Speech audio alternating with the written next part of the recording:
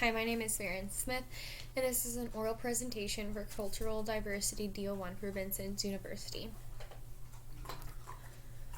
All of my life, I've been raised around cattle. Since I was very little, there's always been cattle living on this farm, and I completed my 10 years of showing cattle in 4-H.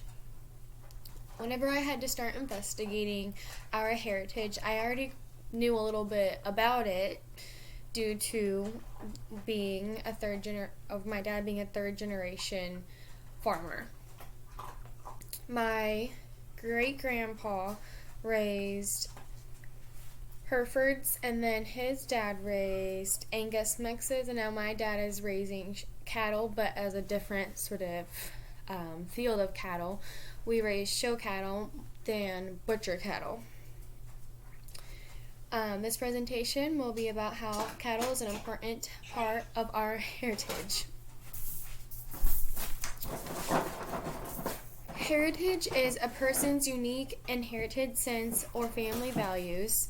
Values can be things like a strong work ethic, being respectful, traditions like Thanksgiving, Christmas, and artifacts, sometimes like a vase or like an antique, or like a family heirloom.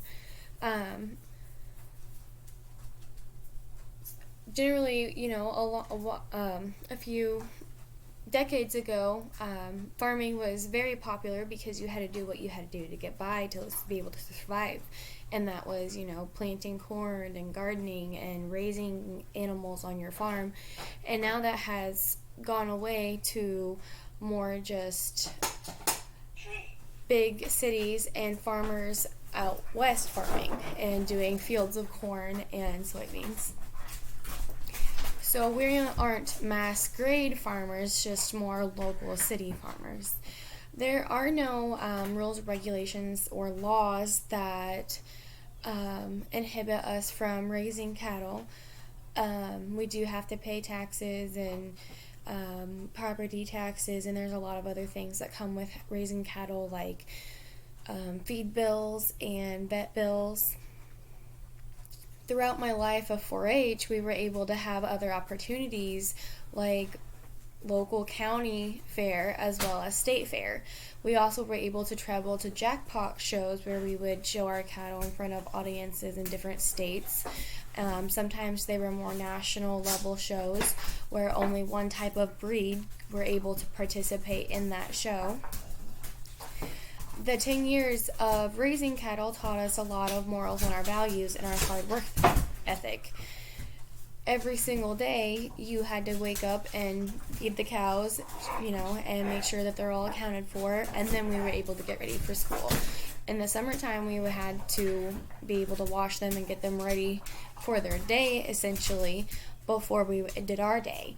They are very dependent on us, whether it's for food, water, hay, help with calving.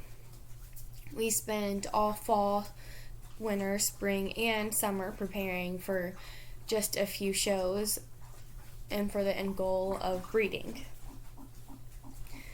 Our family celebrates just the traditional 4th of July, Thanksgiving, Christmas, and Easter. We do some cookouts in between, like a Memorial Day and Labor Day. Now, one unique thing about Labor Day that is in our heritage that we like to do is drive out to Iowa to see all the cattle out there to sell.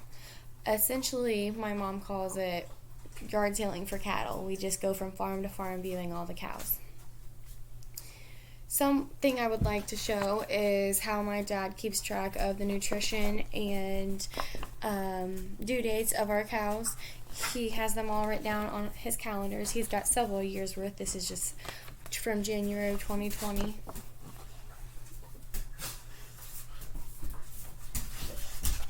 So he writes who's due, what they're having, who the mom is, and then once they're born, he writes the birth weight of the calf, what kind of pool it was, or what kind, if they were able to have it on their own, if we had to assist the cows with having their calves, and as well as he keeps track of how many bales of hay we go through so that for the next year we can be prepared for how many bales we might need. Keeping track of birth weights and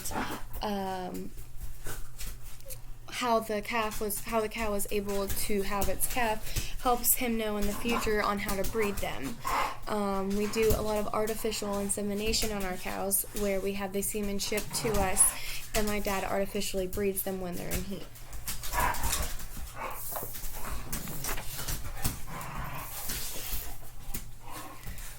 Raising cattle has always been a huge part of my life, whether it was, going to shows on the weekends, doing normal chores throughout the week, or if we had some sort of national show we were able to go to.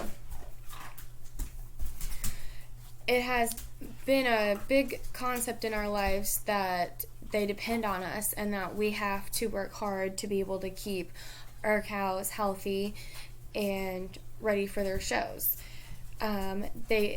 The county and state levels brought us opportunities to be able to show them, as well as scholarship opportunities when we were done with our 10 years.